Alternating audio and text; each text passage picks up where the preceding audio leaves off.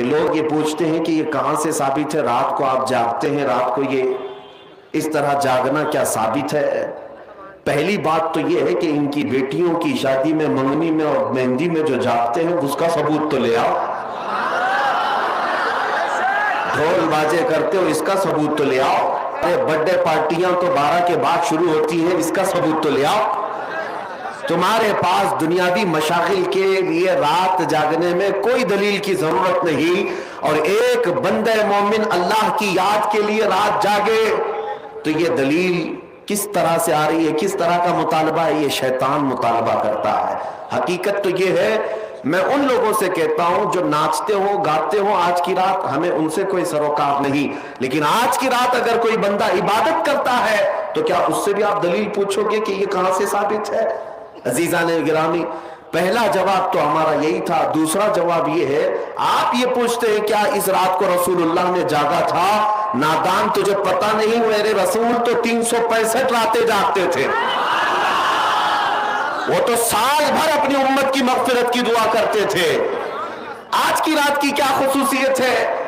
اور الحمدللہ ہم اسی مسلک سے تعلق رکھتے ہیں جس کے امام نے یہ کہا تھا، اللہ کیا جہنم اب بھی نہ سرد ہوگا، رو رو کے مصطفیٰ نے دریا بہا دیے ہیں۔ نبی پاک صلی اللہ تعالیٰ علیہ وسلم نے جاگا کیوں نہیں؟ جاگا ہے۔ ماں عائشہ صدیقہ رضی اللہ تعالیٰ عنہا کی روایات میں آپ کو بتاتا ہوں، جامع ترمذی کی حدیث ہے اور مشکات المصابیح کی حدیث ہے، جس میں صحیح احادیث ہے، وہ میں پہلے آپ کے سامنے عرض کر رہا ہوں۔ سیدہ عائشہ صدیقہ رضی اللہ تعالیٰ عنہ فرماتی ہے، ایک رات میں اپنے حجرے میں سوئی تھی، میرے آقا صلی اللہ تعالیٰ علیہ وسلم میرے حجرے میں تھے، اس دن باری میرے ساتھ حضور کی گزارنے کی تھی، لیکن آدھی رات ہوئی تو میں نے دیکھا کہ حضور حجرے میں نہیں ہے۔ میں گھبرا کر اٹھ بیٹھی، سوچا کہ کسی اور زوجہ کے گھر حضور تشریف لے گئے ہوں گے، تو مسجد میں جا کر دیکھی، مسجد میں نظر نہیں آیا، تو حضرت عائشہ کہتی ہیں کہ رات کی کئی پہر گزر چکے تھے، میں چلتی ہوئی باہر نکلی۔ یہ صحابہ یا حضور کے اہل بیت کا ایک طریقہ تھا حضور کو ڈھونڈنے کا، کسی سے پوچھتے نہیں تھے بلکہ حضور کی خوشبو سونگتے ہوئے نکلتے تھے۔ کیا مہکتے ہیں مہکنے والے، بو پہ چلتے ہیں بھٹکنے والے، ان کی مہک نے دل کے غنچے کھلا دیے ہیں، جس راہ چل دیے ہیں کوچے بسا دیے ہیں۔ ماں عائشہ صدیقہ اسی خوشبو کی بدولت ڈھونڈتی ہوئی آئیں تو دیکھا نبی پاک صلی اللہ تعالیٰ علیہ وسلم آج کی رات جنت البقیع قبرستان میں تھے، مومنین کی مغفرت کی دعائیں کر رہے تھے، وہاں پر تسبیح و اذکار پڑھ رہے تھے۔ پھر تھوڑی دیر کے بعد حضرت عائشہ اپنے گھر واپس آئیں حجرے میں، تو ان کے جسم کے اندر گرمی تھی، حرکت تھی۔ حضور پاک صلی اللہ تعالیٰ علیہ وسلم واپس جب تشریف لائے، پوچھا اے عائشہ کیا بات ہے، تم گھبرائی ہوئی ہو، بے چین ہو؟ کیا تمہیں ایسا لگتا ہے کہ اللہ اس کے رسول تمہارے ساتھ کچھ غلط کریں گے، زیادتی کریں گے؟ حضرت عائشہ کہتی ہیں ہرگز نہیں یا رسول اللہ، میں نے یہ سوچا تھا کہ آپ شاید کسی اور زوجہ کے گھر گئے ہوں گے۔ نبی پاک صلی اللہ تعالیٰ علیہ وسلم حضرت عائشہ سے فرماتے ہیں اتدرین ہذہ اللیلہ، عائشہ آج کی رات کے بارے میں تو جانتی ہے یہ کون سی رات ہے؟ ماں عائشہ صدیقہ نے پوچھا یہ کون سی رات ہے؟ نبی پاک صلی اللہ تعالیٰ علیہ وسلم ارشاد فرماتے ہیں آج کی رات رب ذوالجلال آسمان اول پر نزول فرماتا ہے، اور ایک روایت میں یہ کہ اللہ تبارک و تعالیٰ آج لوح محفوظ پر سارے انسانوں کے رزق لکھنے کا حکم فرماتا ہے، اور جو مدبرات امر فرشتے ہیں ان کو یہ تمام معاملات سپرد کر دیے جاتے ہیں کہ آج کی رات سے لے کر اگلے سال تک کس کو کتنا رزق ملنے والا ہے، کس کو کتنے بچے ہونے والے ہیں، یا کس کی شادی ہونے والی ہے، یا کس کی موت ہونے والی ہے، یہ سب آج کی رات مدبرات امر جو فرشتے ہیں ملائکہ ہیں ان کے پاس بھیج دیا جاتا ہے۔ اسی رات رزق کی تقسیم ہوتی ہے، تمام معاملات کی تقسیم ہوتی ہے، یہ حدیث پاک میں موجود ہے۔ نبی پاک صلی اللہ تعالیٰ علیہ وسلم کے اب روزے کے متعلق پوچھے، ماں عائشہ صدیقہ خود فرماتی ہے کہ میں نے رمضان کے بعد سب سے زیادہ روزہ رکھتے ہوئے حضور کو اگر دیکھا ہے تو شعبان کا مہینہ، کثرت سے میرے آقا صلی اللہ تعالیٰ علیہ وسلم اس میں روزہ رکھتے تھے۔ اور پھر ارشاد فرماتے اس ماہ مبارک میں اللہ کی بارگاہ میں اعمال پیش کیے جاتے ہیں، اور میں یہ چاہتا ہوں کہ میرے اعمال اللہ کی بارگاہ میں اس حالت میں پیش ہو جب میں روزے کی حالت میں ہوں۔ میرے عزیزو، آج جو دن گزر گیا، مغرب کے بعد اب ہماری 15ویں شعبان شروع ہو گئی، 14ویں شعبان تک جتنے بھی ہمارے اعمال تھے وہ سب اللہ کی بارگاہ میں پیش ہو چکے۔ آج جو روزے سے تھے ان کے متعلق بھی یہی ہے کہ حضور کی سنت، کہ حضور یہ چاہتے تھے کہ میرے اعمال اللہ کی بارگاہ میں جب پیش ہوں میں اس حالت میں ہوں کہ میں روزے سے ہوں، یہ سنت ہے۔ اور دلائل کی بات کرتے ہیں آپ، تفسیر ثعلبی میں حضرت عبداللہ ابن عباس رضی اللہ تعالیٰ عنہ سے منقول ہے، نبی پاک صلی اللہ تعالیٰ علیہ وسلم کی، کہ یہ وہ صحابی ہیں جن کو سید المفسرین کہا جاتا ہے۔ آپ فرماتے ہیں پورے سال میں 5 راتیں ایسی ہیں جس میں دعائیں قبول ہوتی ہیں۔ صحابی رسول کی بات کر رہا ہوں۔ بعض لوگوں کا ایسا لگتا ہوگا کہ یہ بریلویوں کی بنائی ہوئی رات ہے۔ عبداللہ ابن عباس رضی اللہ تعالیٰ عنہ فرماتے جمعہ کی رات، رجب کی پہلی رات اور شعبان کی 15ویں رات، اور دونوں عید، بقرعید اور رمضان کی عید کی رات، یہ 5 راتیں عبداللہ ابن عباس رضی اللہ تعالیٰ عنہ فرماتے ہیں اس میں اللہ تعالیٰ دعائیں قبول فرماتا ہے۔ حتیٰ کہ اب میں آپ کو صحاح ستہ میں سے ایک حدیث آپ کے سامنے رکھتا ہوں، سنن ابن ماجہ کی حدیث ہے۔ نبی پاک صلی اللہ تعالیٰ علیہ وسلم ارشاد فرماتے ہیں جب شعبان کا مہینہ داخل ہو جائے تو اس کی راتوں کو کھڑے ہو جایا کرو اور اس کے دنوں میں روزے رکھا کرو۔ جس کو دلیل کی ضرورت ہے وہ ہم سے پوچھے۔ سنن ابن ماجہ کی حدیث، حضور پاک صلی اللہ علیہ وسلم نے ارشاد فرمایا اذا دخل شہر شعبان فقوموا لیلہا وصوموا نہارہا، جب شعبان کا مہینہ آ جائے تو اس کی راتوں میں قیام کرو اور اس کے دنوں میں روزے رکھو۔ اس میں خصوصیت تو نہیں ہے کوئی بھی، پورے شعبان کے لیے حضور نے فرمایا۔ بعض لوگ یہ کہتے ہیں کہ پھر اس کو 15 کو ہی خاص کیوں کرتے ہیں آپ، 15 کو ہی کیوں خاص کرتے ہیں؟ ان کو پہلا جواب تو یہ ہے میاں ٹھیک ہے ہم 15 کو خاص کرتے ہیں، آپ خاص مت کرو، پورا مہینہ رکھ لو، آپ پورا مہینہ رکھ لو، حضور کی سنت ہے۔ ان کو رکھنا بھی نہیں ہے اور کسی کو رکھنے دینا بھی نہیں ہے۔ یہ کام کس کا ہے؟ ابلیس لعین کا ہے، یہ شیطان مردود کا ہے۔ اسی لیے میرے عزیزوں دلائل بہت سارے ہیں۔ جامع ترمذی کی حدیث میں آپ کے سامنے عرض کر رہا تھا، اور تفسیر ساوی علی جلالین ایک روایت میں آپ کے سامنے پیش کرتا ہوں۔ شعبان کی عظمت کیا ہے سنیے، اس میں جو روایت ہے تفسیر ساوی میں فرماتے ہیں کہ رسول کریم صلی اللہ علیہ وسلم 13 شعبان کی رات کو کھڑے ہوئے، اور یہ مہینہ اسی لیے زیادہ افضل بھی ہے کہ یہ مہینہ میرے مصطفیٰ کا مہینہ ہے، اور یہ سرکار غوث پاک رضی اللہ تعالیٰ عنہ کا فرمان غنیت الطالبین میں ہے کہ شعبان کا مہینہ رسول اللہ کا مہینہ ہے، کثرت سے اس میں اپنے رسول کو یاد کرو۔ اب میں آپ کو بتا رہا ہوں جو روایت تفسیر الساوی میں ہے، 13ویں شعبان کو نبی پاک صلی اللہ علیہ وسلم رات میں کھڑے ہوئے اور کیا کیا توجہ، آج لوگ دلیل پوچھ رہے ہیں اپنے نبی کو یاد کرنے کے لیے۔ 13ویں شعبان کو میرے آقا کھڑے ہوئے اور رات بھر مولا کریم کی بارگاہ میں یہ عرض کرنے لگے مولا میری امت کی بخشش میرے حوالے فرما دے۔ حضور نے 13ویں شعبان کو یہ دعا کی تو روایت میں کہ اللہ تعالیٰ نے اجازت عطا کی کہ آپ کی 1/3 امت کی بخشش آپ کے حوالے، آپ شفاعت کر سکتے ہیں۔ 1/3 1/3 امت کی سفارش آپ کر سکتے ہیں۔ 14ویں رات کو پھر میرے آقا صلی اللہ علیہ وسلم کھڑے ہوئے، رات بھر عرض کرنے لگے مولا میری امت کی شفاعت میرے حوالے کر دے، ان کی بخشش میرے حوالے کر دے۔ اللہ رب العزت نے 14ویں شعبان میں نبی پاک صلی اللہ تعالیٰ علیہ وسلم کو حکم فرمایا 2/3 امت کی بخشش کی سفارش آپ کے حوالے ہے، 2/3 امت کی سفارش آپ کر سکتے ہیں۔ نبی پاک صلی اللہ تعالیٰ علیہ وسلم کیا اس پر بھی راضی تھے، بلکہ 15ویں شعبان کی رات آئی، یہ رات، یہ تیسری رات تھی، نبی پاک صلی اللہ علیہ وسلم پھر کھڑے ہوئے، اور آج کی رات کھڑے ہو کر نبی پاک صلی اللہ علیہ وسلم نے پھر وہی دعا کی مولا میری بقیہ امت کی سفارش میرے حوالے فرما دے۔ آج کی رات رب ذوالجلال نے اپنی رحمت کے پورے دروازے کھول دیے، اور ارشاد فرمایا اے محبوب آپ کی پوری امت کی سفارش آپ کے حوالے ہے، سوائے اس مشرک کے، سوائے اس کافر کے جو آپ سے منہ پھیر کر بھاگتا ہے، اس کی سفارش آپ کے حوالے نہیں، اس کا حساب تو اللہ قیامت کے دن خود ادا لے گا۔ آج کی رات میرے عزیزوں، میرے نبی پاک صلی اللہ تعالی علیہ وسلم کو مکمل شفاعت کرنے کا اختیار دیا گیا ہے، پوری امت کی شفاعت، پوری امت کی شفاعت۔ شفاعت کا مطلب کیا ہے؟ اللہ کی بارگاہ میں سفارش کریں گے، سفارش کریں گے۔ بخشنا تو مولا کا ہی کام ہے، مغفرت تو رب تعالیٰ کی شان ہے۔ اب سنیے، حضرت عبداللہ ابن عباس رضی اللہ تعالیٰ عنہ سے منقول جو حدیث میں نے آپ کو بتائی، 5 راتیں جو دعاؤں کی قبولیت کی ہیں، اسی طرح آپ سے ایک اور روایت ہے، آپ نے فرمایا کہ آج کی رات اللہ تبارک و تعالیٰ اتنے لوگوں کو معاف فرماتا ہے، یہ ترمذی کی حدیث ہے، اتنے لوگوں کو معاف فرماتا ہے کہ بنو کلب ایک قبیلہ تھا جس کی بکریوں کے بال ہیں، اتنے لوگوں کو اللہ جہنم سے آزاد فرماتا ہے۔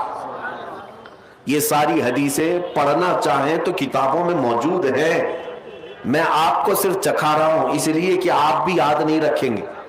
الحمدللہ یہاں پر سنیوں کا مجمع ہے اور اکثر ہمارا معمول یہی ہے، ہمارا تو معمول یہی ہے، بہت سارے لوگ، ہم اپنوں میں یہ نہیں کہتے کہ جو لوگ یہ کہتے ہیں میلاد کہاں سے ثابت ہے، شب برات کہاں سے ثابت ہے، شب قدر کہاں سے ثابت ہے، تو ہم تو صرف پہلے لفظوں میں صرف اتنا ہی کہتے ہیں یہ تو صرف سنیوں کی قسمت سے ثابت ہے، یہ ہماری قسمت میں لکھا ہوا ہے، یہ ہماری قسمت میں لکھا ہوا ہے کہ اللہ تبارک و تعالیٰ یہ موقع عطا فرماتا ہے گاہے بگاہے اور بندے اس کو یاد کر لیتے ہیں۔ عزیزان گرامی اوقات، اور ایک حدیث، کیا قبرستان جانا چاہیے نہیں جانا چاہیے، اس پر بھی بڑے اعتراضات ہیں۔ خزانۃ الروایات بحوالہ فتاوی رضویہ شریف اعلیٰ حضرت نے بھی نقل فرمایا کہ آج کی رات روحیں تمہارے گھروں میں آتی ہیں، قبروں پر جتنے بھی آرام کر رہے ہیں ان کی روحیں تمہارے گھروں پر آتی ہیں، اور جو گھر میں ذکر و اذکار ہو، عبادات ہو اور انہیں ایصال کیا جاتا ہے، وہ لے کر قبرستان واپس جاتی ہیں اور اپنے پڑوس میں فخر کرتی ہیں کہ میرے گھر والوں نے مجھے یہ دیا، میرے گھر والوں نے مجھے یہ تحفے دیے۔ آج کی رات روحوں کے عید کی بھی رات ہے، لیکن وہ روحیں جن کے گھر والے انہیں کچھ نہیں دیتے، واپس قبرستان جاتے ہوئے یہ کہتے ہوئے جاتی ہیں اللہ تمہارا اس سے بھی برا حال کرے۔ وہ انہی لوگوں کو کوس کر جاتی ہوں گی جو دلیل بار بار پوچھتے رہتے ہیں۔ الحمدللہ ہر سنی 2 رکعت نفل تو آج پڑھتا ہی ہے، قبرستان سے گزرتے ہوئے سلام تو کرتا ہی ہے۔ ہم اپنے بزرگوں کو بھولنے والوں میں سے نہیں ہیں، جن کو بار بار دلیلوں کی ضرورت ہے ان کی روحیں آ کر کوس کر جاتی ہوں گی۔ بہرحال یہ شعبان المعظم کا مہینہ، جس کے متعلق تاریخ یہ ہے کہ ایک تاریخ میں آپ کو بتاؤں، اس مہینے کی ایک اور تاریخ ہے کہ سیدنا موسیٰ علیہ الصلوۃ والتسلیم کو نبوت اس مہینے میں ملی، حضرت ابراہیم خلیل اللہ کو اللہ نے نور معرفت اس مہینے میں دیا۔ اس سے بڑی چیز یہ ہے نبی پاک صلی اللہ تعالی علیہ وسلم اسی مہینے میں مکہ والوں کے مطالبے کی وجہ سے اپنا اشارہ چاند کی طرف کر کے 2 ٹکڑوں میں تبدیل فرمایا تھا۔ تو شق القمر کا جو معجزہ میرے آقا کا ہے وہ شعبان المعظم میں پیش آیا، وہ شعبان المعظم میں آیا ہے۔ میں یہ اس لیے عرض کر رہا ہوں کہ لوگوں کو انڈیپینڈنس ڈے یاد تو ہے، ریپبلک ڈے تو یاد ہے۔ آج پوچھتا ہوں میں کہ 15 اگست ہماری آزادی کا دن ہے، ہر سال مناتے ہیں۔ ارے میاں 1947 میں آزاد ہوا تھا نا، تو ابھی تک کیا ہے؟ یا ہر سال آزاد ہو رہا ہے؟ ہر سال آزاد ہو رہا ہے؟ نہیں، ایک بار ہوا تھا لیکن اس کی خوشی اب تک منائی جا رہی ہے۔ اس پر کسی کو اعتراض نہیں، میاں ہم بھی مناتے ہیں، ہمیں بھی خوشی، ہم اسی ملک میں رہتے ہیں۔ لیکن جن کو شب برات نہیں منانا، شب معراج نہیں منانا، شب عید میلاد نہیں منانا، ان کے مدرسوں پر تو جھنڈے 15 اگست کو پورے دن بھر لہراتے رہتے ہیں۔ کیوں؟ इसलिए कि डर है हुकूमत पर जो बैठे हुए हैं। बस फर्क इतना है, दलील पूछने वाले अपने आकाओं से डरते हैं और सुन्नी अपने आका से मोहब्बत करते हैं। तुम्हारा आका तुम्हें मुबारक, हमारा आका हमें मुबारक। अल्हम्दुलिल्लाह हम अल्लाह और उसके रसूल की रजा के लिए जी रहे हैं और नबी पाक सल्लल्लाहु ताला अलैहि वसल्लम की मोहब्बत के लिए जी रहे हैं। इकबाल ने सच कहा था, डॉक्टर इकबाल ने, हमें करनी है शहंशाह बतहा की रजा जोई, हमें करनी है शहंशाह बतहा की रजा जोई। वो अपने हो गए तो रहमत परवरदिगार अपनी, वो अपने हो गए तो रहमत परवरदिगार अपनी। आज मुझे पता है मेरे अजीजों कुछ बातें और मैं वक्त के तकाजे के ऐन मुताबिक है आपको अर्ज जरूर करूंगा। आप कभी ये मत समझना कि मुझे बड़ा मजमा मिल जाए तो मैं कुछ भी बोल लेता हूं। मेरे पास 4 लोग बैठे हो तब भी मैं वही बात करूंगा और 4 लाख लोग बैठे हो तब भी मैं वही बात करूंगा, इसलिए कि मैं सामने मजमे को देखकर नहीं बोलता, मैं मकीने गुंबद खजरा को देखकर बोलता, उनकी रजा को मद्देनजर रख करके कि नबी पाक सल्लल्लाहु ताला अलैहि वसल्लम उनकी शरीयत पर कोई आंच ना आने पाए, हम उस पर बोलते रहेंगे। अब इस सिलसिले में कोई भी चेहरा आ जाए हमें उससे गरज नहीं है, हमें उससे गरज नहीं है। सुन्नियों अपना अकीदा इतना मजबूत रखो, इतना मजबूत रखो। आला हजरत ने कितना प्यारा पैगाम दिया, तुम कब तक इनकी उनकी उठाते घूमते रहोगे जूतियां, कब तक उनकी इनकी धोतियों में घुस करके पनाह लेते रहोगे। इनके हालात ऐसे हैं कि आज है कल नहीं है और उसके बाद ये बदलते तख्त तुम्हें मजबूर कर डालेंगे, तुम कहीं के नहीं रह जाओगे। इसीलिए जीना हो इस सरजमीन पर तो यूं जियो जैसे आशिकाने मुस्तफा जिया करते थे, उन्हें जाना उन्हें माना, न रखा गैर से काम, उन्हें जाना उन्हें माना, न रखा गैर से काम, लिल्लाहिल हम्द मैं दुनिया से मुसलमान गया। एक बात याद रखें, इंसान सबसे ज्यादा गिर जाता है उस वक्त जब इंसानों को राजी करने की कोशिश करता है। सूफिया इकराम फरमाते हैं जब तक उसके अंदर से ये हवस नहीं जाएगी वो अल्लाह की बारगाह में मकामात नहीं हासिल कर सकता। इंसानों को राजी करने के लिए जो जी रहा है, फला राजी हो जाए, फला राजी हो जाए, कभी सेठों को राजी करो, कभी नेताओं को राजी करो, कभी पुलिस को राजी करो। दुनिया में कितने हैं जिसको तुम राजी करते रह जाओगे। इसीलिए रब ने फरमाया फला तख्शौहुम वख्शौनी, इन सब से मत डरो, मुझसे डरो।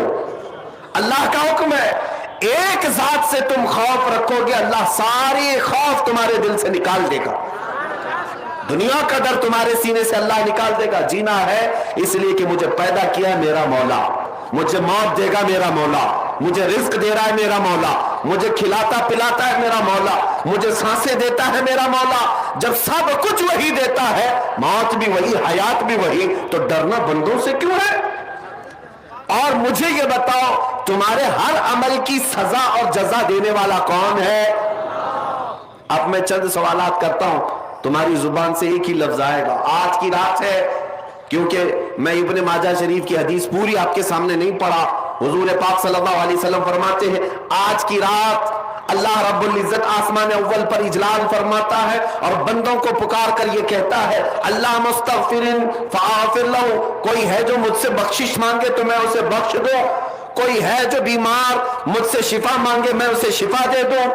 आज की रात रब ताला खुद बंदों से फरमा रहा है, तुम्हारा ताल्लुक आज अल्लाह से इतना जुड़ जाए। इसलिए मैं आपसे सवाल करता हूं, तुम्हें तुम्हारी मां के पेट में रिस्क कौन देता था? तुम्हें तुम्हारी मां के पेट से बाहर आने के बाद मां के सीने में खून को बदलकर दूध बनाकर रिस्क किसने बनाया? तुम्हारे बचपन से लेकर जवानी आ गई या बुढ़ापे तक तुम्हें मुफ्त बगैर किसी मुआवजे के सांसें कौन देता है? ये पूरी जमीन किसकी है? ये आसमान किसका है? ये कायनात के सारे अशिया किसकी है? जब तुम्हारी जुबान पर अल्लाह अल्लाह है, फिर मैं आपसे पूछता हूं, हमारी जिंदगी का तरीका भी यही है। जब तुम पैदा हुए थे मां की गोद से तो सबसे पहले तुम्हें नहला धुला करके लाया गया था मौलवी साहब के पास या किसी सालेह बंदे के पास, और क्या कहा गया था कि इसके कान में क्या पढ़ो? सबको पता है, सबसे पहले तुम्हारे कान में जो जुमला आया वो क्या था? अल्लाहु अकबर। कौन सा जुमला तुम्हारे कान में आया? जोर से। पीछे वालों के मैं क्यों कह रहा हूं आपको तवज्जो, मैं इस तरह बुलवाने का आदी नहीं। आप जिंदगी में शुरुआत कर रहे हैं जिस जुमले से, अल्लाहु अकबर, जिसका मतलब क्या है? अल्लाह सबसे बड़ा है। ये सबसे पहला जुमला मेरे कान में आया, तुम्हारे कान में आया। अब फिर जब होश आया था तो जिस मोहल्ले से गुजरो मस्जिदों की आवाजें यही पुकारती थी, अल्लाह सबसे बड़ा है। मैं ये आवाज सुन करके मस्जिद में अंदर गया, इमाम साहब मुसल्ले पर खड़े थे, तकबीर बांधा तो क्या कहकर? अल्लाह सबसे बड़ा है, अल्लाह सबसे बड़ा है। मैं तो हाथ बांधकर खड़ा हुआ, किसी के सामने झुकता नहीं था। इमाम ने यह कह करके झुकाया, अल्लाह हो। इमाम ने क्या कहा? अल्लाहु अकबर कहा, मैं झुक गया, उठा। फिर उसके बाद हम तो पेशानी किसके लिए रगड़ते थे? नहीं रगड़ते, लेकिन इमाम ने जब ये कहा अल्लाहु अकबर, मैंने पेशानी भी रख दिया। अजीजा ने गिरामी, क्या तुम्हें एहसास है? मैं हाथ बांध लिया अल्लाहु अकबर पर, सर झुका लिया अल्लाहु अकबर पर, पेशानी टेक दिया अल्लाहु अकबर पर, मेरे सारे अमाल अल्लाहु अकबर पर। हत्ता के वक्त आया मेरी मौत का, जब सांसें रुक गई, कफन पहना दिया गया, जनाजे में लाकर रख दिया गया। इमाम जनाजे पर आकर खड़ा हुआ, सफे लग गई, इमाम ने रकात बांधी, क्या कहकर? मैं दुनिया में आया था अल्लाहु अकबर कह करके, दुनिया से जा रहा हूं तो मेरी पूरी जिंदगी यही है मेरे अजीजों। आपकी मैं कह रहा हूं, हर मुसलमान की जिंदगी वो शुरू करता है इस बात से कि अल्लाह सबसे बड़ा है, और दुनिया से जाता भी है तो ये ऐलान करते हुए कि अल्लाह सबसे। कोई प्राइम मिनिस्टर, कोई प्रेसिडेंट, कोई कुछ भी हो, कोई बादशाह होगा 4 साल का, होगा 5 साल का, लेकिन हर जमाने में हर वक्त अल्लाह सबसे बड़ा है। अल्लाह, ये बातें मैं इसलिए आपके अकीदे को मजबूत करने के लिए कहा। अब पहचानो उन लोगों को जो ये कहते हैं अल्लाह भी एक है, ओम भी एक है। यह हालात आ गए आज मेरे अजीजों। बाज लोगों को ऐसा लगता है कि मैं उन लोगों का सख्ती से रद्द कर रहा हूं। मियां जरा अकल से काम लो। तुम्हारे सामने जब कोई भी मौलवी का चेहरा है, कोई भी मौलवी का चेहरा है, चाहे मैं भी हो, जब तक अल्लाह और उसके रसूल की बात हो तुम सर झुका लो। या ये मेरे मुस्तफा की शरीयत है। हजरत उमर का जमाना है। कौन उमर? जिनके जलाल, जिनके रोबो दबदबे से कैसर और किसरा कांपते थे, लाखों की फौजें थर्राती थी, मस्जिद में खड़े होकर खुतबा दे रहे और फरमाते हैं, ऐ लोगों सुनो, उमर इब्ने खत्ताब आज अपने कोड़े से सबको हाँकता है, कल को अगर मोहम्मद अरबी सल्लल्लाहु तआला अलैहि वसल्लम के दीन के अलावा, इनकी शरीयत के अलावा कोई नया मसला मेरी तरफ से आए तो तुम क्या करोगे? मेरे पीछे चलोगे? मेरी इताअत करना हर एक पर वाजिब है, खलीफतुल मुस्लिमीन हो। तो एक गरीब साहबी, देहात के रहने वाले खड़े हो गए मजमे में, कहा, ऐ उमर इब्ने खत्ताब, जब तक आप रसूलुल्लाह की शरीयत बोल रहे हैं हमारा हर अज़्व तुम्हारे लिए कुर्बान है, और जहां मेरे मुस्तफा की शरीयत से हटकर बात करोगे तो तलवार निकाल कर बताते ये तलवार होगी और तुम्हारी गर्दन होगी। वो गरीब सहाबी किसको कह रहे हैं? उमर इब्ने खत्ताब को रज़ियल्लाहु ताला अन्हु। कहते हैं उस वक्त मैं ये नहीं देखूंगा कि सामने चेहरा किसका है, मैं तुम्हारा और मेरा मुकाबला होगा मेरे मुस्तफा की शरीयत की हक़ानियत बचाने के लिए। शख्सियतें नहीं देखी जाती हमारे दीन में।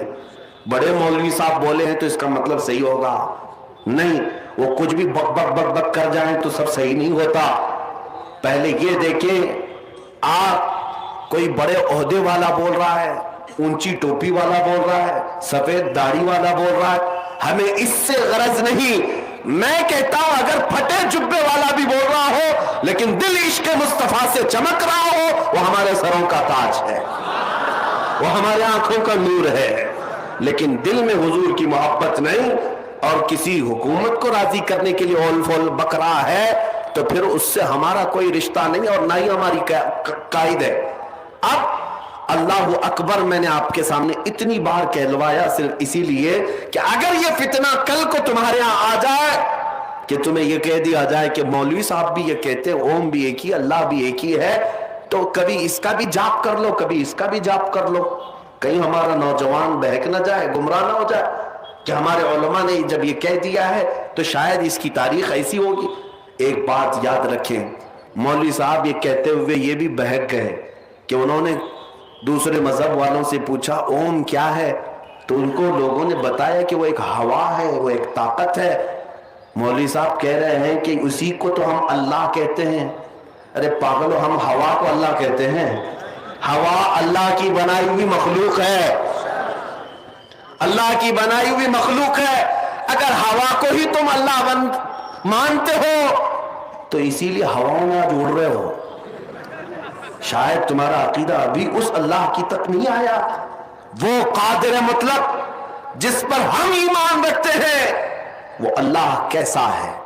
وہ اللہ رب العزت، وہ جسم و جسمانیت سے پاک ہے، مکان و مکانیت سے پاک ہے، انسانوں کے بس میں آنے سے پاک ہے، ہر عیب سے پاک ہے۔ اللہ رب العزت بے نیاز ہے، وہ کسی کا محتاج نہیں۔ ہمارے ہاں جو تصور ہے اللہ کا وہ بہت الگ ہے۔ آپ نماز کے لیے جب جاتے ہیں تو کیا محراب میں یا سامنے کی دیوار پر اللہ کی تصویر بنی ہے؟ کسی دوسرے شہر میں ہے؟ دوسرے ملک میں ہے؟ کہیں سنا آپ نے؟ پوری دنیا بھر کی مسجدوں میں جا کر دیکھ لینا، اللہ کی کوئی تصویر نہیں بنائی گئی۔ یہی تو تمہاری خصوصیت ہے مسلمانوں کی، جو بغیر اپنے خدا کو دیکھے سجدے میں گر جاتی، بغیر دیکھے سجدے میں گرتی ہے، اور اس کا یقین ہے کہ اللہ ہے۔ اللہ رب العزت کے متعلق جو ہمارا تصور ہے وہ اس کو بے نیاز ماننا۔ اور قرآن کی آیت ہے قل هو اللہ احد اللہ الصمد، محبوب آپ فرماتے ہو اللہ ایک ہے، اللہ بے نیاز ہے، اللہ بے نیاز ہے۔ اب میں آپ سے آپ کا عقیدہ پوچھ رہا ہوں، آج بہت ضروری ہے یہ، کیا آپ بتاؤ ہواؤں کو خدا کہتے ہیں؟ ہوا خدا ہے؟ بارش خدا ہے؟ طاقت خدا ہے؟ یعنی کوئی بھی طاقت دنیاوی؟ اللہ رب العزت یہ چیزوں کا نام نہیں ہے، یہ سب چیزیں تو اس اللہ نے پیدا کیا، اس اللہ نے پیدا کیا۔ ایک صاحب آئے، سوال تو دیکھیے، ایتھسٹ جو آج ناستک جو ہیں، جن کو کوئی خدا کو ماننا ہی نہیں ہے، وہ گمراہ کر رہے ہیں۔ اب کچھ ایکس مسلم نام سے ہمارے دجالی ٹی وی والے بہت ان کا آؤ بھاؤ کر کے بلاتے ہیں، دعوت دیتے ہیں، ان کو بٹھاتے ہیں، ڈیبیٹ کرواتے ہیں۔ میں تو اکثر یہی کہتا ہوں، یہ بیچارے چینل والے ایسے ہیں جن کا کام تو آپ دیکھتے ہیں روزانہ ہمارا نام لیے بغیر تو دکان بھی نہیں چلتی، ہاں روزی نہیں چلتی، ان کو ہمارے اوپر کچھ نہ کچھ ڈیبیٹ کرنا ہے، اسلام پر، مسلمانوں پر، داڑھی پر، ٹوپی پر، برقعے پر، مسجد پر، کہیں نہ کہیں تو کچھ کرنا ہی ہے، ورنہ تو چینل نہیں چلے گا، مسالہ کہاں ملے گا۔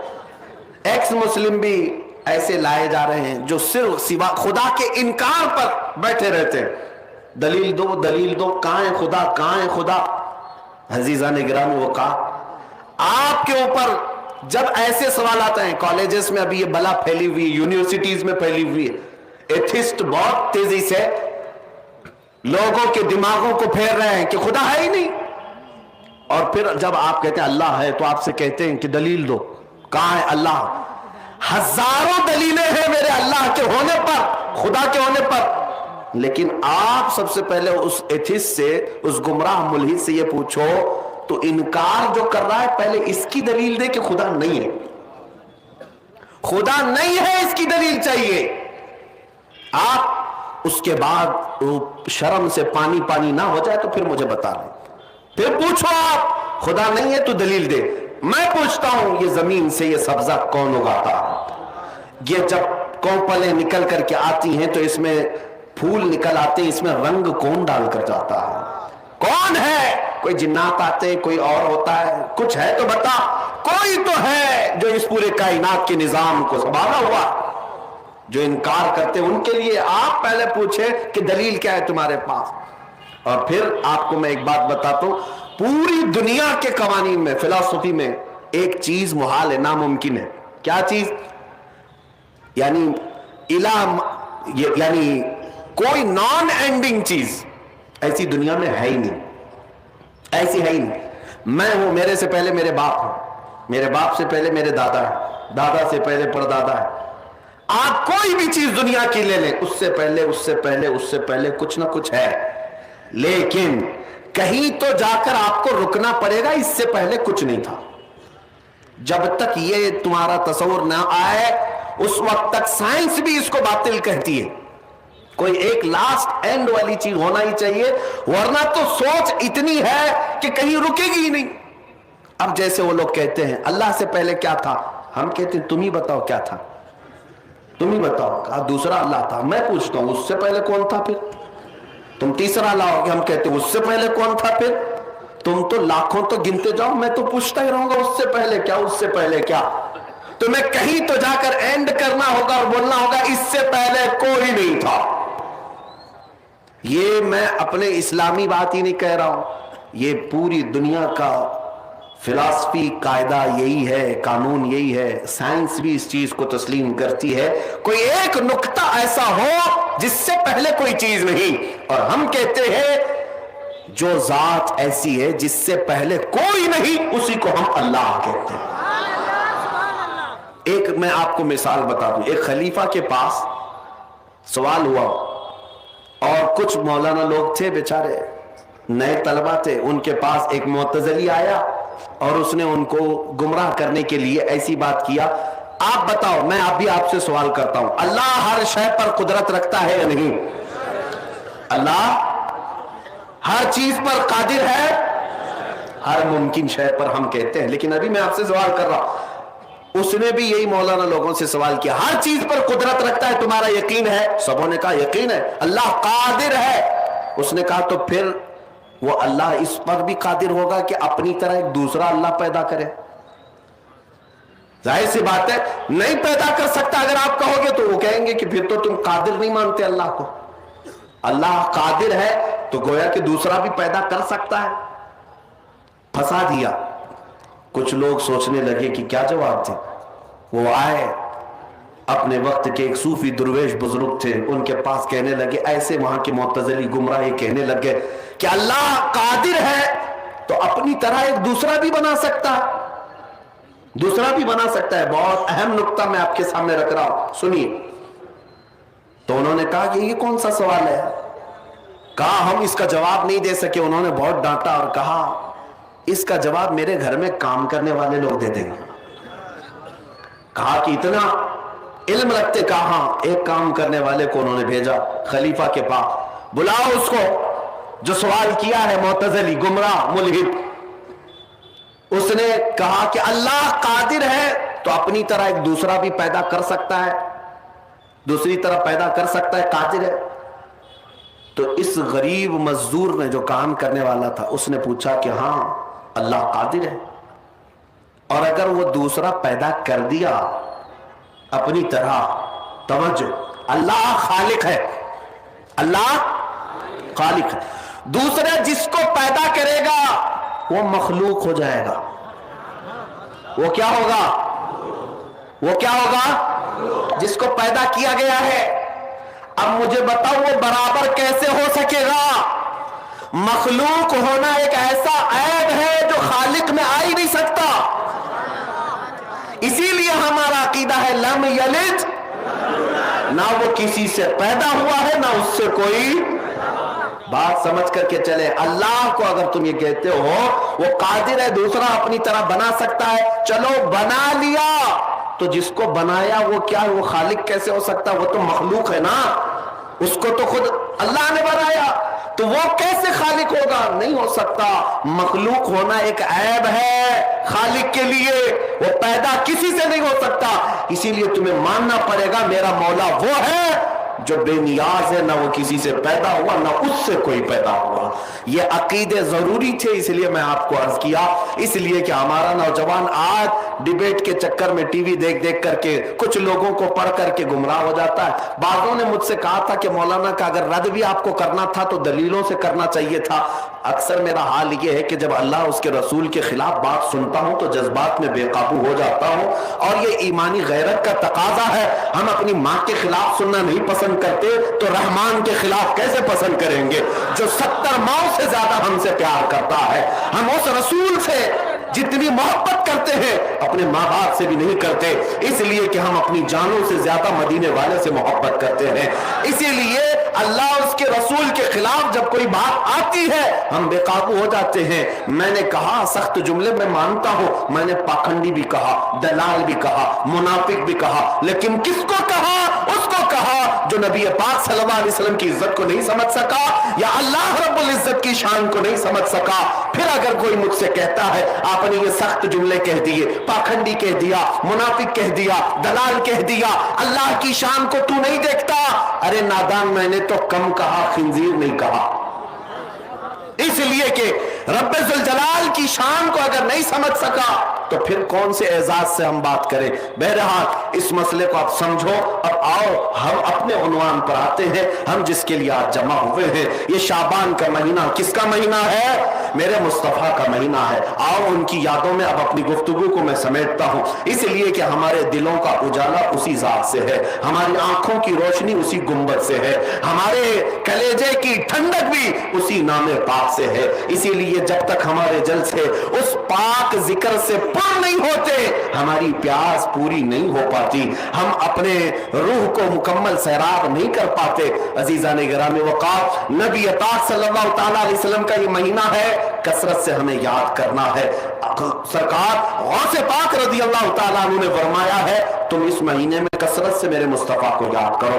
आज हम ये नारा जरूर लगाएंगे, जिनको दर्द होता है बार बार मेरे मुस्तफा का जिक्र करने से, हम ये सर चढ़कर बोलेंगे रहेगा यूं ही उनका चर्चा रहेगा, रहेगा यूं ही उनका चर्चा रहेगा, पड़े खाक हो जाएं जल जाने वाले। या रसूल अल्लाह तू घटाए से किसी के न घटा है न घटेगा, जब बढ़ाए तुझे अल्लाह ताला तेरा। अजीजान गिरामी वक़ार, आज मैं हिंदुस्तान की सरजमीन पर जितने इलाकों से गुजरा अल्हम्दुलिल्लाह नौजवानों में एक बेदारी महसूस कर रहा हूँ। बहुत सारे टीनेजर्स जितने भी नौजवानों को देखता हूँ वो मैदानों में उतरे हुए हैं और बबांगे दुहल पुकार कर कहते हैं लब्बैक या रसूल अल्लाह, लब्बैक या रसूल अल्लाह। आप तवज्जो, ये आपका जज्बा है, अल्लाह सलामत रखे। अभी मैं आपके सामने कह रहा था बेखौफ होकर के हमारे बच्चे पुकारते तो हैं, लेकिन एक मौलवी साहब ने हमें चंद दिन पहले कहा था, हमारी जमात के कहा किसी मजमे में लब्बैक लब्बैक के नारे लग रहे थे, पुलिस ने मुझे उठा लिया और कहा कि हम तुम्हारे ऊपर केस बुक कर देंगे। वो हमारे पास गम के साथ सुना रहे थे। मैंने कहा खुश हो जाओ, इससे बेहतरीन केस और क्या हो सकता है? अरे इससे बेहतर क्या हो सकता है? जाओ मेरे मुस्तफा की बारगाह में अर्ज करो, आका लोग चोरी करके जेल जाते, मैं आपका नाम लेकर जेल जा रहा हूं। इससे बेहतर जिंदगी क्या है?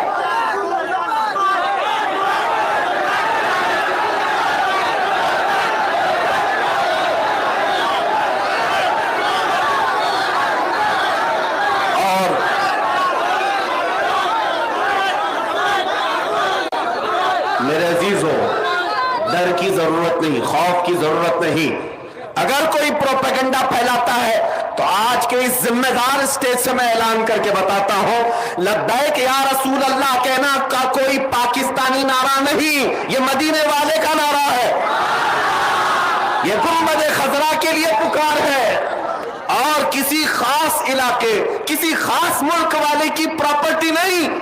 पूरी दुनिया भर में चप्पे चप्पे में जहां भी मुसलमान बसता है, अगर उसके सीने में राई के दाने के बराबर भी मेरे मुस्तफा से मोहब्बत होगी, वो बेबाक होकर कहेगा लब्बैक या रसूल अल्लाह।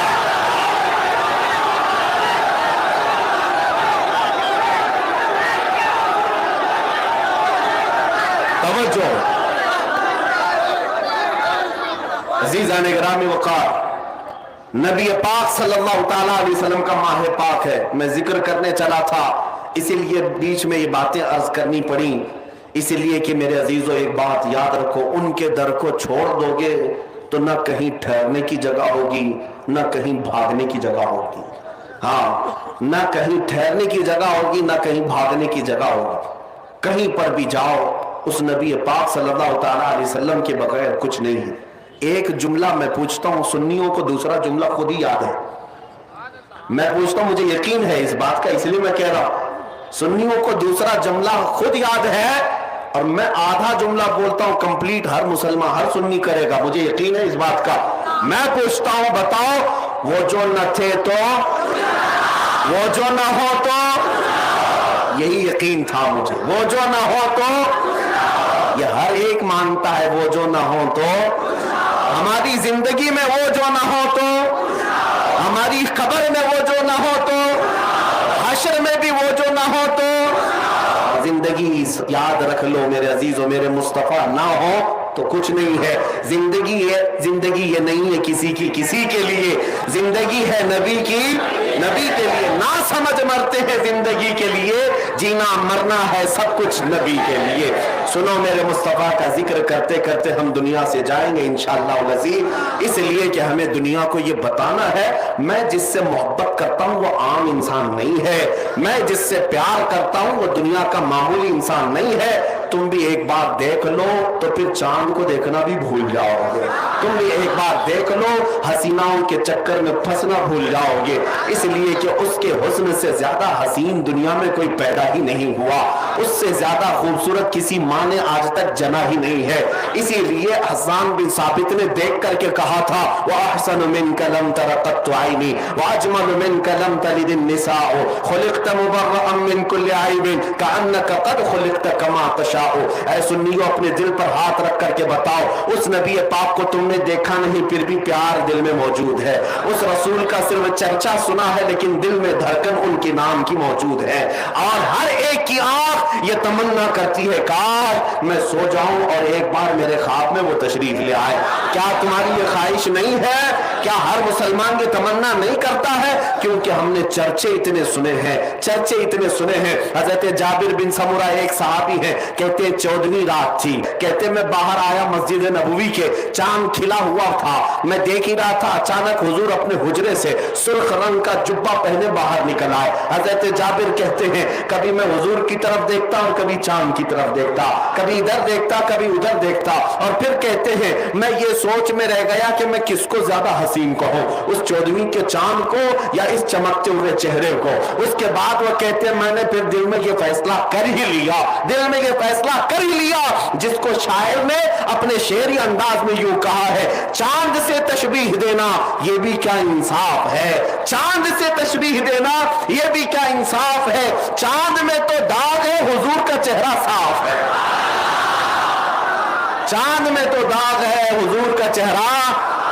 یہ صحابہ مانتے تھے. میرے عزیز و شعبان کا مہینہ ذکر رسول. اب میں سمیٹتا ہوں محفل کو.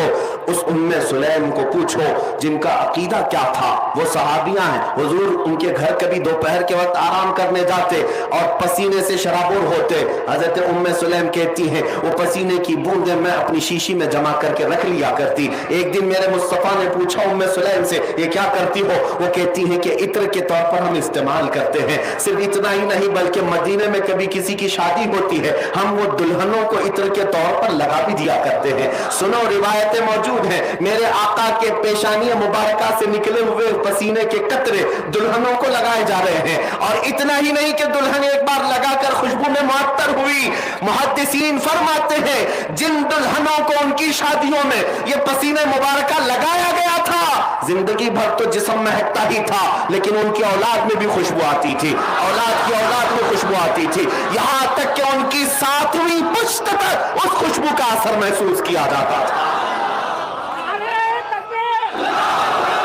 میں یہ چاہتا ہوں کہ ہم یہاں سے جائیں تو ایرے غیرے کا چہرہ نہ ہو بلکہ اس میدان سے اٹھ کر ہر عاشق یہ پکارتا ہوا جائے یا رسول اللہ. سنا ہے آپ ہر عاشق کے گھر تشریف لاتے ہیں، سنا ہے آپ ہر عاشق کے گھر تشریف لاتے ہیں، میرے گھر میں بھی ہو جائے چراغاں، میرے گھر میں بھی ہو جائے چراغاں. یہ تمنا لے کر کے جائیں گے لیکن اس کے لیے تصور پہلے ضروری ہے. تصور کیا ہے؟ میں نے حضرت جابر بن سمرہ کی حدیث بیان کی. وہ چہرے مبارکہ کو دیکھ کر کہتے تھے کہ میں چاند کو دیکھتا اور کبھی حضور کو دیکھتا، پھر فیصلہ کر لیا کہ چاند حسین نہیں، میرے مصطفیٰ کا چہرہ زیادہ حسین ہے. اور آپ کے پسینے مبارکہ کو دلہنوں کے لیے خوشبو کے طور پر لگایا جاتا تھا. واللہ جو مل جائے میرے گل کا پسینہ، مانگے نہ کبھی عطر نہ پھر چاہے دلہن پھول. لیکن ماں عائشہ صدیقہ سے پوچھیں، کہتی ہے سیدہ عائشہ صدیقہ ایک بار میں اپنے حجرے میں تھی, اچانک حضور داخل ہوئے, کمرے میں اندھیرا تھا, میں نے حضور کو دیکھا, میرے ہاتھ سے سوئی گر گئی, سل رہی تھی, سوئی گر گئی. نبی پاک صلی اللہ تعالی علیہ وسلم مسکرائے, آپ کے سامنے کے 4 دانتوں سے ایسی روشنی نکلتی تھی. عائشہ صدیقہ کہتی ہیں میں نے حجرے میں اتنی روشنی محسوس کی کہ میری گمشدہ سوئی مجھے واپس مل گئی. وہ دندان مبارکہ ہے, وہ دندان مبارکہ ہے جس کو ماں عائشہ صدیقہ فرماتی ہیں وہ اگر مسکرا دے پورا حجرہ منور ہو جائے, وہ اگر ہنس دے پورا کمرہ روشن ہو جائے. اب سنو, حضرت جابر رضی اللہ تعالیٰ عنہ کی یہ حدیث ہے, فرماتے ایک دن میرے آقا میرے گھر تشریف لائے, کھانا تناول فرمایا, کھانے کے بعد جب میں نے ہاتھ دھلوایا تو حضور نے اپنا ہاتھ میرے دسترخوان سے پوچھ لیا. حضرت جابر کہتے ہیں میں وہ دسترخوان برکت کے لیے اٹھا کر رکھ لیا. اب سنو, وہ صحابی تھے, وہابی نہیں تھے, اس لیے کہ انہیں تبرکات کا احساس تھا, وہ انکار نہیں کرتے تھے. میرے آقا کا ہاتھ مس ہو گیا ہے, رکھ لیا جائے گا, لیکن کمال کی بات تو یہ ہے رکھ تو لیا, لیکن کہتے جب میلا ہوتا تھا میں اس کو دھوتا نہیں تھا بلکہ بھڑکتے ہوئے آگ کی تندور میں ڈال دیتا اور پھر نکالتا. اس کپڑے کا ایک رواں بھی نہیں جلتا اور کپڑا صاف ہو چکا ہوتا تھا. ہاتھ میرے آقا کا لگ جائے, کپڑے کو آگ نہ جلائے. صحابہ کہتے ایک بار ہم حضور کے مجلس میں بیٹھے تھے, رات ہو گئی, اب ہمیں گھر جانا تھا, ہم نے شکایت کی آقا روشنی نہیں ہے کیسے جائیں. حضور نے فرمایا کوئی لکڑی ہے تو لے آؤ. صحابی کہتے ہیں ہم لکڑی لے آئے, میرے آقا نے ہاتھ مس کیا اور کہا لے جاؤ اس کو, یہ روشنی دے گی. صحابہ کہتے ہیں ٹیوب لائٹ کا زمانہ نہیں ہے, انٹرنیٹ کا زمانہ نہیں ہے, لیکن نور والے مصطفیٰ کا تو زمانہ ہے. وہ کہتے ہیں ہم لکڑی لے کر باہر آئے, جیسے چلنے لگے اس لکڑی کے اندر سے نور کی شعائیں پھوٹنے لگی اور ہم اسی کی روشنی سے راستہ چلتے رہے, یہاں تک کہ صحابہ کہتے ہیں ہم 3 تھے, ایک چوک ایسا آیا, ایک کو ادھر جانا تھا, ایک کو ادھر جانا تھا, ایک کو سیدھا جانا تھا, لکڑی ایک ہے. وہ صحابی کہتے ہیں اب ہم نے فیصلہ کیا 3 ٹکڑے کریں اور ہر ایک لے کر کے جائے. یقین کیسا تھا ان صحابہ کا, میرے آقا نے مس جو کیا ہے 3 ٹکڑے کیا اور کہتے ہیں ہر ٹکڑے سے ویسی روشنی نکلتی تھی اور اسی روشنی سے ہم اپنی منزل تک گئے. میں یہ روایات اس لیے عرض کر رہا ہوں, میرا مصطفیٰ وہ ہے کہ اگر بے جان لکڑی کو ہاتھ لگا دے وہ راستوں کو منور کر دے, اور میرے آقا جس کے خواب میں آ جائے کیا اس کی زندگی روشن نہ بنا دے. میرے آقا اگر اپنے نگاہ ناز سے کسی کے دل پر اثر پیدا فرما دے, ایک بار نظر ڈال دے تو کیا اس کا دل چمک نہ اٹھے. اسی لیے اعلیٰ حضرت نے بار بار یہ تمنا کی ہے بارگاہ مصطفیٰ میں, یا رسول اللہ چمک تجھ سے پاتے ہیں سب پانے والے, میرا دل بھی چمکا دے, میرا دل بھی چمکا دے. یہ تمنا یوں ہی نہیں کی کیونکہ میرے آقا جس طرف دیکھتے ہیں چمک اٹھتی ہے جگہ, وہ وادی چمک جاتی ہے. بہت ساری باتیں ہیں, نبی پاک صلی اللہ تعالیٰ علیہ وسلم کی خوشبو, ان کا چہرہ پاک, ان کے دست مبارکہ, ان کی آنکھیں, ان کے کان, ان کی زبان مبارک, ان کے پاؤں, ان کا شکم ناز, بلکہ ان کے قدم مبارک سے لگے ہوئے ناخن ناز. میں اب دنیا سے چیلنج کرتا ہوں, ہے اگر بھونکنے کی اتنی طاقت اس رسول پاک پر بار بار, تو لاؤ تمہارے یہاں کوئی بھی اس طرح کا جس کا ناخن بھی میرے مصطفیٰ کے ناخن کے برابر ہو جائے.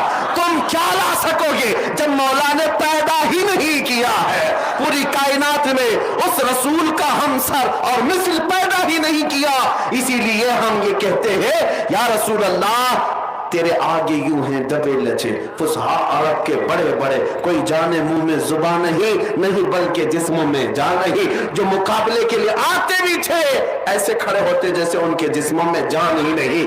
اس لیے آؤ میرے عزیزوں, آج کوئی کسی طرح سے بھوکتا ہے تو چند دنوں کی بات ہے, موسم آج ان کا ہے اور اس کے بعد موسم جاتے ہی کیڑوں کے پر گر جاتے ہیں, نہ اڑ پاتے ہیں نہ چھل پاتے ہیں. ہم نے ایک کیڑے کو لکھنؤ سے ابھی بھوکتے ہوئے دیکھا ہے, 2 سال پہلے دھرم بھی بدل لیا تھا, نام بھی بدل لیا تھا, رافضی کتا تھا اور چلا گیا اور ٹیکا بھی لگا کر کے دوتیاں اٹھاتا رہا. 6 مہینے کے بعد اس کو کک مار کر کے بھیج دیا گیا, اور اس کتے کا حال یہ دھوبی کا کتا نہ گھر کا.